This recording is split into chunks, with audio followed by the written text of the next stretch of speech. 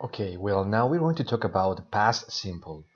Well, the past simple is when we talk about a situation that happened and finished in the past, all right?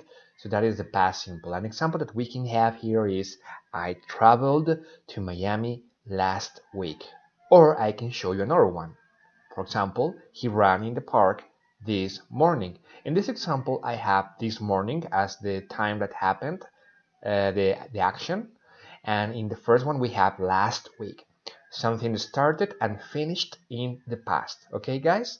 So far, so good, right? Well, now let's continue to the structure. The structure that we have for affirmative sentences is going to be always by subject plus verb in past form plus complement. Example, we have I went, that is the verb in past form. I went to the store yesterday. You see, this is really important.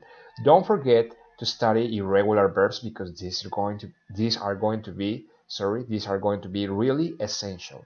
Well, now let's go to the negative structure. This is really interesting because now we're going to add the auxiliary did.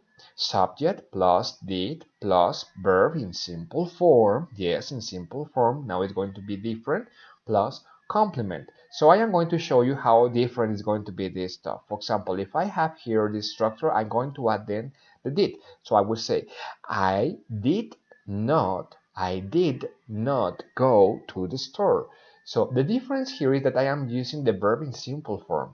When I have the affirmative one, I have the verb in past form, but when I have the negative one, I have to use the verb in simple form because I have the auxiliary. So the auxiliary is telling us the tense. So it's not important to, well, actually the opposite is very important to respect that rule. Now, when you see the auxiliary did, you always have to use the verb in the base form or bare form as we call it. Now let's check the structure of the questions, the yes/no questions. We have auxiliary did plus subject plus verb in simple form again because we have the auxiliary did plus complement. And the question would be like this. Did you go to the store? Question mark. All right, guys? So easy, right? Well, now let's check what is a contraction in negative statements. Yes, I did. No, I didn't. These are my answers, and here we have the first contraction we see. Didn't.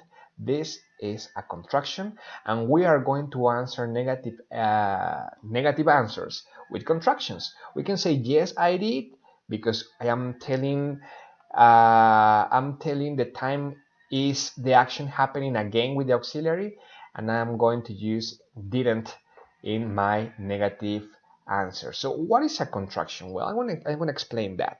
A contraction is when you join two words into only one. The example I have here, I think, is going to be really easy, this stuff for you. So she did not do her exam.